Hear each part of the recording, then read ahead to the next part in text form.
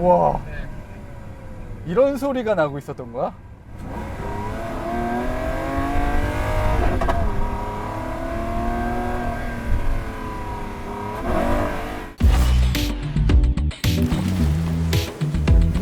자, 10년 만에 다시 이탈리아 볼로냐 산타가타에서 람보르기니 아벤타도르를 만났습니다. 아벤타도르가 처음 공개되고 나서 그 모습이 너무나 멋있어서 제가 진짜 타보고 싶어서 무작정 이탈리아에 왔거든요. 그때 아벤타도르의 이제 첫 번째 모델이죠. LP700-4 700마력을 내는 이 초기 스탠다드 버전을 이탈리아에서 굉장히 짧게 시승한 적이 있습니다. 그 이후로 뭐 우리나라에서도 여러 번 타기도 했었고 여러 가지 가지치기 모델도 본 적이 있지만 다시 람보르기니 본사에 와서 아벤타도르의 마지막 모델이라고 하는 아벤타도르 울티메를 시승하니까 감회가 새롭습니다. 정말 여러 가지 감정이 막 복받치고 있어요. 제가 뭐 여러 가지 슈퍼카들을 좋아하는데 페라리 같은 경우는 한 이름을 오랫동안 유지하는 경우가 별로 없어요. 이 페이스리프트 모델도 굳이 페이스리프트 모델이라고 하지 않고 이름을 새롭게 바꾸잖아요. 근데 람보르기니는 한 이름으로 굉장히 오랜 시간 보내게 됩니다. 우라칸도 그렇고 이 람보르기니 아벤타도르도 그래요. 제 아벤타도르도 10년이 넘었거든요. 자, 그래서 알게 모르게 이 모델에 대한 정이 많이 들었습니다. 자, 뭔가 페라리가 F12 베를리네타가 단종된다, 엄청나게 슬프지 않거든요. 812 슈퍼패스트가 단종된다, 슬프지 않은데 정말 이번 출장이 이 아벤타도르의 마지막을 보내주는 뭔가 이별 여행 같은 기분이 들어요. 시작을 나와 함께 했으니 끝도 나와 함께 하자. 자, 아벤타도르가 단종된다는 얘기는 곧 자연흡기 12기통 엔진이 끝난다는 얘기입니다. 사실 그래서 조금 더 울적한 마음도 드는 것 같아요. 뭐 람보르기니 측에 따르면 어쨌든 이 12기통 엔진은 계속 고수할 예정인데 단 자연흡기가 아니라 하이브리드 시스템이 덧붙여질 것 같아요. 뭐 두고 봐야겠고 분명히 더 폭발적인 자동차를 만들 건 분명하지만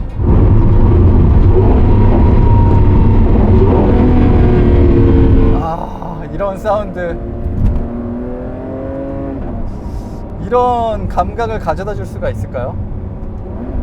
자, 지금 시승하고 있는 모델은 람보르기니 아벤타도르 울티메입니다. 람보르기니 아벤타도르의 마지막을 장식하는 모델이고요. 정확한 이름은 아벤타도르 LP780-4예요.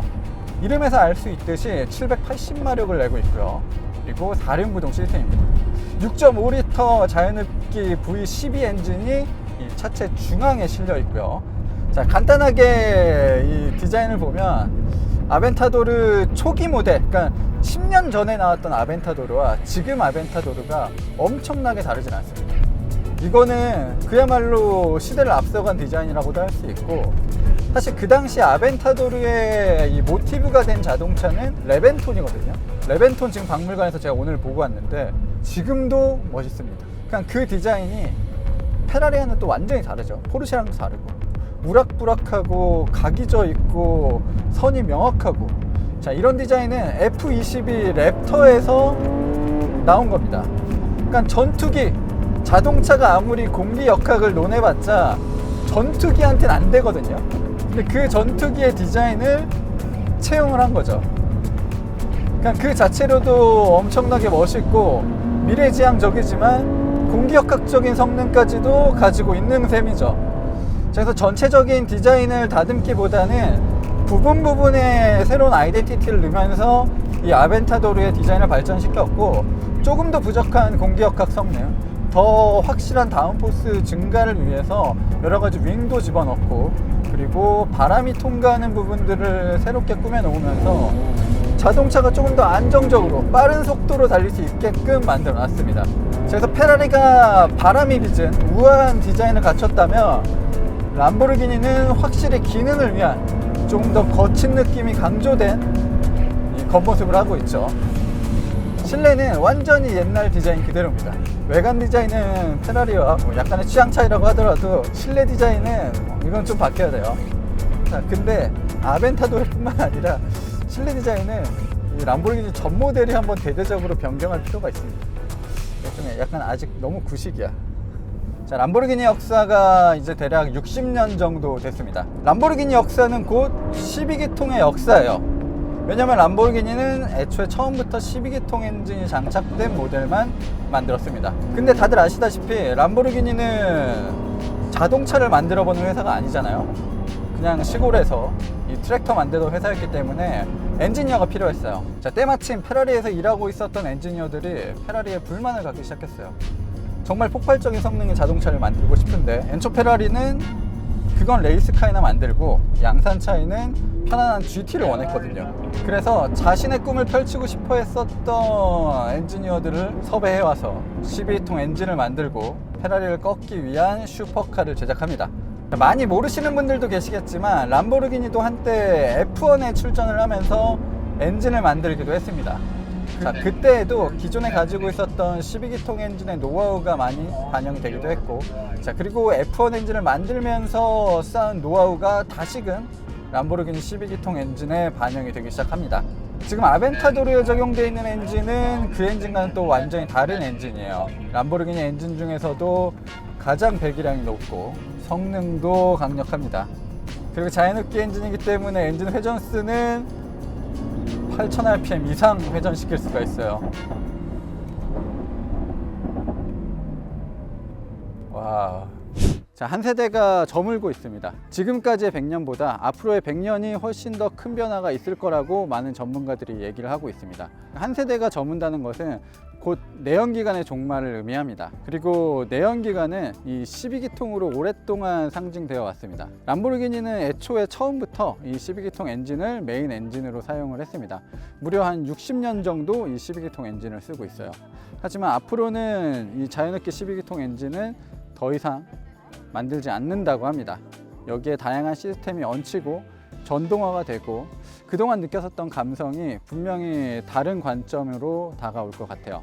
그래서 이 람보르기니 아벤타도르의 마지막 모델인 아벤타도르 울티메가 더 특별하게 느껴지고, 사실 작별을 해야 되는데 놓아주기가 쉽지가 않습니다. 이미 공장에서는 이 아벤타도르의 생산은 멈췄어요. 그리고 다음 모델을 위한 라인 정비를 하고 있는 상황입니다. 자, 12기통을 상징으로 사용하는 브랜드는 굉장히 많습니다. 람보르기니는 일단 페라리와 비교가 많이 되겠죠. 페라리와 가장 큰 차이점이라고 한다면 미드십 스포츠카를 처음 내놓은 람보르기니이기 때문에 이 12기통 엔진도 과감하게 미드십으로 사용하고 있습니다. 엔진이 굉장히 크거든요.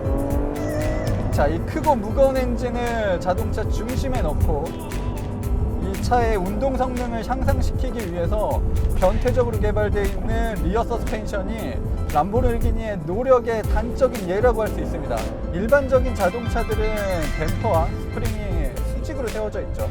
바퀴를 꾹꾹 눌러주는 역할을 합니다. 푸시한 로드 서스펜션이라고 하고, 이 방식은 주로 레이스카도 양산차를 기반으로 만드는 레이스카가 아니라 순수한 레이스카들이 이런 서스펜션 구조를 사용합니다. 자, 마치 서스펜션 구조가 F1 레이스카처럼 옆으로 뻗어져 있단 말이에요. 자, 그래서 거대한 엔진이 운전석 뒤편에 있지만 이 서스펜션이 굉장히 단단하게 바퀴를 잡아주고 있습니다. 자, 그리고 일반적으로 수직으로 세워져 있는 서스펜션과 느낌이 완전히 달라요. 자, 리어의 반응이 너무나도 빠릅니다. 아벤타도르 굉장히 큰 차거든요. 자, 그런데 이 피드백이 너무나도 선명해요. 제가 10년 전에도 느꼈었지만 생각보다 운전이 쉽습니다. 최근에 람보르기니 제가 출장도 다녀오고 서킷에서 마음껏 타보기도 했는데, 이 12기통 감성은 뒤통수를 매번 얻어맞는 기분입니다. 지금 이 차는 로드스터 모델이거든요. 그래서 이 뒤에 창문을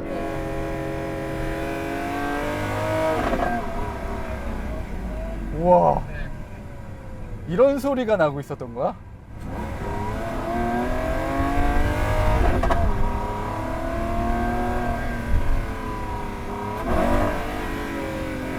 우와.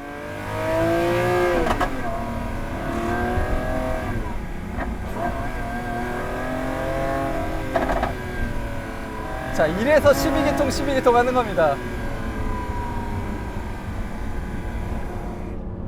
내 목소리가 안 들어갔을 것 같은데. 자, 아벤타도르 울티메가 아벤타도르 중에서 가장 빠른 모델은 아니에요. 가장 빠른 모델은 저 앞에 있는 무게를 엄청나게 줄여놓은 SVJ 모델이 가장 빠르지만 상징성을 갖추기 위해서 엔진 최고 출력을 조금 높여놨습니다. 자, 제로백이나 최고 속도 등도 거의 비슷하게 만들어놨고요. 자, 람보르기니는 아벤타도르 S의 그런 우아함, 고급스러움과 SVJ 모델의 공기 역학 성능을 합친 모델이 울티메라고 말하고 있습니다. 아벤타도르 울티메는 한정판입니다.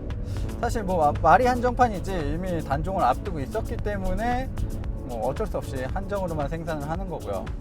지금 이 람보르기니 본사에서 제공한 시승차는 시리얼 넘버가 1번입니다. 그러니까 이 250대 한정 생산 모델 중에서 첫 번째로 생산이 된 모델이에요. 더더욱 의미가 깊은 것 같고 감회가 좀 남다릅니다. 아니, 아직도 이렇게 폭발적인 성능을 발휘하고 감성적인 부분이 뛰어나고 진짜 누구나 줄을 서서 살만한 자동차가 이제 다음 주자에게 바통을 넘겨줘야 된다는 게 조금 슬픕니다. 자, 아직은 이 아벤타도르를 보내주기가 싫어요. 더욱이나 후속 모델은 이런 순수한 내연기관은 아닐 거란 말이에요. 자, 람보르기니도 당당하게 다음 모델은 하이브리드 파워트레인이 장착된다고 얘기를 하고 있고, 그동안 다양한 하이브리드 모델을 컨셉이나 뭐 여러 가지 방법으로 선보이기도 했어요. 결론적으로 환경도 중요하고 여러 가지 법규도 중요하지만 람보르기니는 그걸 최대한 늦춰가면서 자신들이 가장 잘하는 것, 그리고 이탈리안 브랜드들이 고집이 엄청 세잖아요. 그런 것들을 충분히 부리면서 새로운 시대의 슈퍼카를 만들어내겠다고 하는 것 같아요. 당연히 이별은 언제나 아쉽고 새로운 만남은 기대가 되기도 하지만 반감이 드는 것도 사실입니다. 요즘 하이브리드 자동차들도 많고 전기차들도 쏟아지고 있는데 과연 그런 자동차들이 한 세대가 저물고 한 모델이 생애를 마감할 때 아쉬움이 들까요? 그건 잘 모르겠습니다. 자, 람보르기니는 언제나 그랬듯이 이 변화하는 시대 속에서도 자신들의 아이덴티티를 듬뿍 담은 새로운 자동차를 만들어낼 거예요. 사실 아벤타도르를 지금 보내기에는 너무나 아쉽고 이별할 준비가 되어 있지 않은 저지만, 그래도 람보르기니라면 이 아벤타도르를 그리워하는 만큼 새로운 시대를 열어줄 수 있는 플래그십을 내놓지 않을까 기대를 한번 해봅니다.